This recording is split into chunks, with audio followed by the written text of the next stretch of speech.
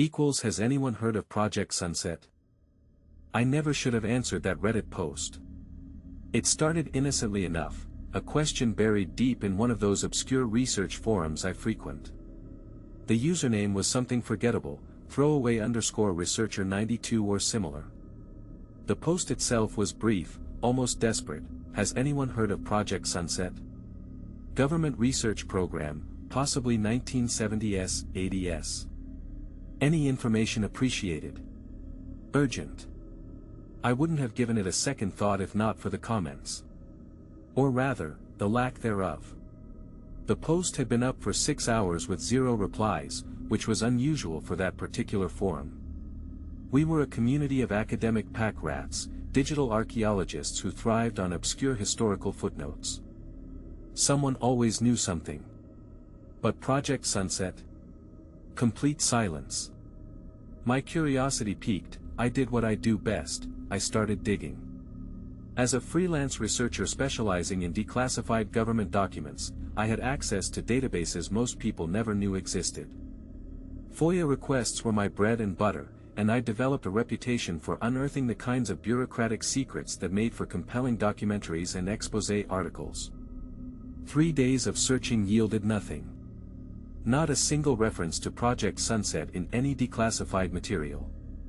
No budget allocations, no personnel records, no administrative memos. It was as if the project had never existed at all. That should have been my first warning. Instead, it only made me more determined. I reached out to my usual contacts, retired government employees, former researchers, a few journalists who specialized in Cold War-era investigations. Most didn't respond. Those who did claimed they'd never heard of it. Then I got the email. It came from an address I didn't recognize, dsilverman_1979@protonmail.com. The subject line was simple, Project Sunset Inquiry. Dear Mitchell, it read, I understand you've been asking questions about Project Sunset. We should meet. Are you familiar with the Riverside Diner on Route 9? Tomorrow, 2 p.m. Come alone. I'll be wearing a red scarf. The email was signed simply, D. Silverman. I should have deleted it. Should have blocked the address and moved on to safer research topics. But 23 years of investigating government cover-ups had taught me that legitimate sources often came wrapped in paranoia and cryptic communications. This felt authentic in a way that made my investigative instincts sing. The Riverside Diner was exactly the kind of place you'd expect for a clandestine meeting, fluorescent lighting, cracked vinyl booths, and coffee that tasted like it had been brewing since the Carter administration. I spotted the red scarf immediately. Dr. Diana Silverman was not what I'd expected. Mid-70s, with silver hair pulled back in a practical bun and the kind of wire-rimmed glasses that suggested decades of close reading. She looked more like a retired librarian than a potential government whistleblower. Darth Mitchell, she said as I approached her booth. Her voice carried the slight tremor of age, but her eyes were sharp, alert. Thank you for coming. Please, sit. I slid into the seat across from her, studying her face. There was something haunted there, a weight that seemed to press down on her shoulders. You worked on Project Sunset, I said. It wasn't a question. She nodded slowly. 37 years ago. I was young then, fresh out of my doctorate in cognitive psychology. They recruited me from Stanford, told me I'd be part of something revolutionary. Something that would change how we understood human consciousness. The waitress appeared, and Diana ordered coffee for both of us. Her hands shook slightly as she folded them on the table. What was the project? I asked, pulling out my phone to record. She shook her head sharply. No recordings. No notes. What I'm about to tell you, there are people who would kill to keep it buried. The dramatic statement might have sounded ridiculous in any other context, but something in her tone made me put the phone away. Project Sunset was a joint operation between the CIA and a private defense contractor called Meridian Dynamics, she began. Officially, it didn't exist. Unofficially, it was one of the most ambitious psychological research programs ever undertaken. Our goal was to explore the boundaries of human consciousness, specifically, what happened to awareness at the moment of death. I felt a chill run down my spine. You were studying death. Not death itself. The transition. That liminal moment when consciousness shifts from life to whatever comes after. Diana's coffee sat untouched, growing cold. The military applications were obvious. If we could understand and potentially manipulate that transition, we might be able to extract information from dying subjects, or even guide the process in useful ways. That's monstrous, I whispered. Yes, she said simply. It was. But we didn't understand that at first. We were told we'd be working with volunteers, terminally ill patients who wanted to contribute to scientific advancement. The reality was different. She paused, her gaze drifting to the window. Outside, the late afternoon sun was beginning to set, casting long shadows across the parking lot. The facility was in Nevada. Remote, heavily guarded. We called it the observatory, because of all the monitoring equipment. The subjects were brought in weekly, sometimes more frequently. At first, they did appear to be terminally ill. Cancer patients, people with degenerative diseases. But as the project progressed, Diana trailed off, her face growing pale. What happened to the project? I pressed. It was shut down. Abruptly. In November of 1982, federal agents swarmed the facility. All research materials were confiscated, all personnel were debriefed and sworn to secrecy under the National Security Act. Most of us were relocated, given new identities. I spent the next 20 years teaching community college psychology in Wisconsin under an assumed name. Why are you telling me this now? She reached into her purse and pulled out a manila envelope, sliding it across the table. Because they're starting again. Different name, different location, but it's the same research. The same people. And this time, they're not even pretending to use volunteers. My hands trembled as I opened the envelope. Inside were photocopied documents, budget allocations, personnel transfers, facility blueprints. The letterhead read Project Meridian, but the research objectives were unmistakably similar to what Diana had described. How did you get these? I asked. I still have friends in the intelligence community. People who remember what happened the first time. Diana leaned forward, her voice dropping to a whisper. Dear Mitchell, you need to understand, what we discovered during Project Sunset, it wasn't just unethical. It was dangerous. We opened doors that should have stayed closed. We made contact with something that exists in that space between life and death, and it's been trying to push through ever since. The diner suddenly felt cold. I glanced around, noticing for the first time how empty it was. Just us and a single waitress who seemed to be deliberately avoiding our section. Contact with what? Diana was quiet for a long moment, her fingers tracing the rim of her coffee cup. When she finally spoke, her voice was barely audible. We called it the presence.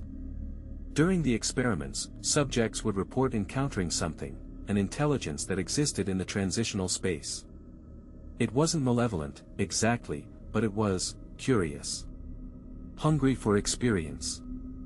For consciousness itself. She looked up at me, and I saw fear in her eyes, not the fear of an old woman telling ghost stories, but the terror of a scientist who had glimpsed something beyond human understanding. The subjects who came back, the ones we managed to resuscitate, they were different. Changed. They claimed the presence had shown them things. Visions of what lay beyond death. But they also said it wanted something from our world. It wanted to experience life, to inhabit living consciousness.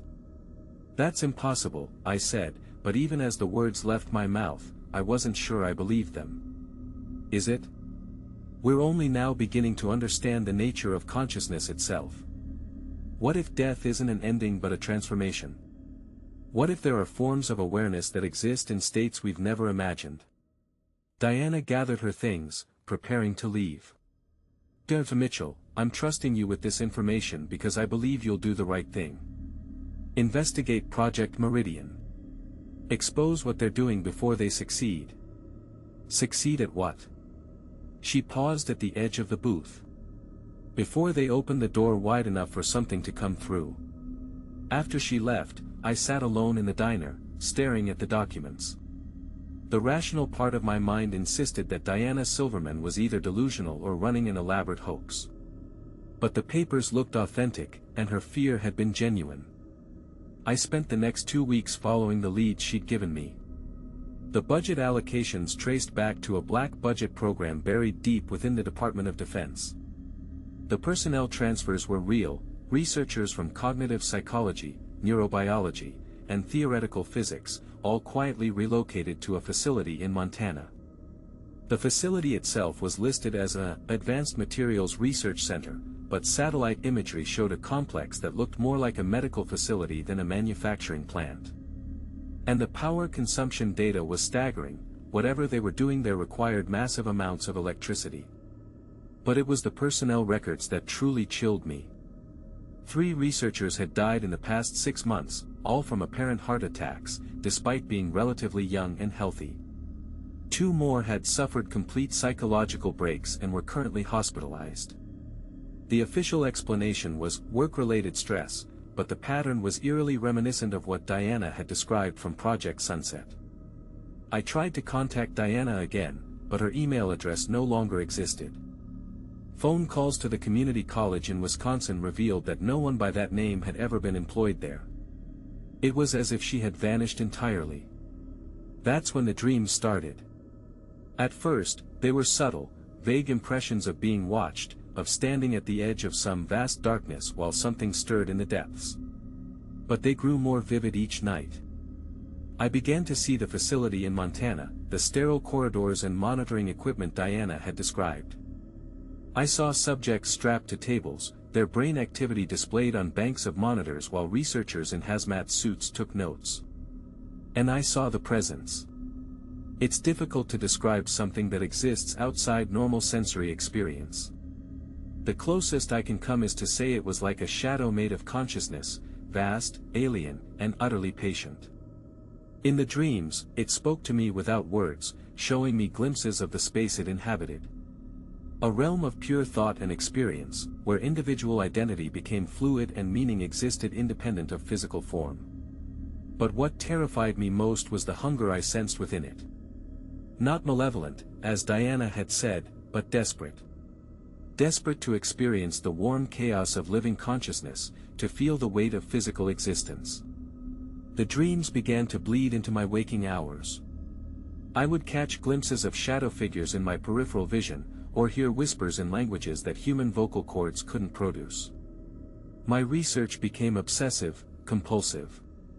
I spent 18-hour days digging through classified databases, following paper trails that led deeper into the labyrinth of black budget projects and compartmentalized research programs. And then I found the video. It was buried in a corrupted file on a decommissioned server, part of a data dump from the original Project Sunset. The timestamp read November 15, 1982, just days before the project was shut down. The footage showed what appeared to be the final experiment. A woman, perhaps 30 years old, lay unconscious on an examining table while dozens of sensors monitored her vital signs. Researchers in the background spoke in hushed tones as her heart rate flatlined. For 3 minutes, she was clinically dead. And for 3 minutes, the monitoring equipment recorded something impossible, massive spikes in electromagnetic activity around her body, patterns that suggested organized, complex information transfer. Then she opened her eyes. But they weren't her eyes anymore. The consciousness looking out from them was alien, ancient, and overwhelmingly curious. When it spoke, using her vocal cords, the voice carried harmonics that shouldn't have been possible for human anatomy to produce. "I see," it said, flexing the woman's fingers experimentally. "This is warm. Bright. So much sensation compressed into such a small space. The researchers backed away as the entity that had once been a dying woman sat up, turning its head to study its surroundings with an expression of wonder and hunger. "You have opened the way," it continued, its gaze fixing on the camera. "Others will follow. We have been waiting so long to taste life again." The video ended abruptly, cutting to static. I watched it 17 times before I realized I was crying. The next morning, I received another email. This one came from my own address, though I had never sent it. "Dear Mitchell. Thank you for your research. Your investigation has served its purpose admirably. The door is opening again, and this time it will not close. We have learned patience in the space between heartbeats. We have learned hunger in the darkness between thoughts. Soon, we will learn what it means to live again. Your dreams have been most instructive. I haven't slept since then. It's been 4 days, and every time I close my eyes, I feel the presence pressing against the boundaries of my consciousness. It's stronger now, more focused. The experiments in Montana have given it new pathways, new access points to our reality. I tried to contact journalists, to expose Project Meridian before it's too late. But my emails bounce back undelivered, my phone calls are mysteriously dropped, and every document I've saved has become corrupted or deleted. As I write this, I can feel something stirring in the shadows of my apartment. The temperature has dropped 15 degrees in the past hour, and the electromagnetic interference is playing havoc with my electronics. My laptop screen flickers with patterns that almost look like writing in some impossible script. I think I understand now why Diana reached out to me. Not to expose the project, but to spread awareness of it. To create more connections, more potential gateways for the entities that exist in that space between life and death. My investigation wasn't an attempt to stop Project Meridian, it was part of it. They're using our curiosity against us, leveraging our need to understand the unknown. Every person who reads about Project Sunset, every researcher who goes digging for classified information, creates another tiny crack in the barrier between worlds. I can hear them now, whispering in the static between radio stations, murmuring in the white noise of my air conditioner. They're telling me about the facility in Montana, about the 3 successful transitions completed just yesterday. About the researchers whose bodies now house consciousnesses that have waited eons for the taste of mortal experience. The sun is setting outside my window. In a few hours, it will be dark, and I know they'll be stronger then. They always are. If you're reading this, if you've made it this far, then it's probably too late for you too. The knowledge itself is the vector, the carrier wave that lets them slip through the cracks in reality. I can feel my laptop keys growing cold under my fingers. The words on the screen are beginning to shift and change, rearranging themselves into patterns that hurt to look at directly. Has anyone heard of Project Sunset? Now you have. And now they know you're listening.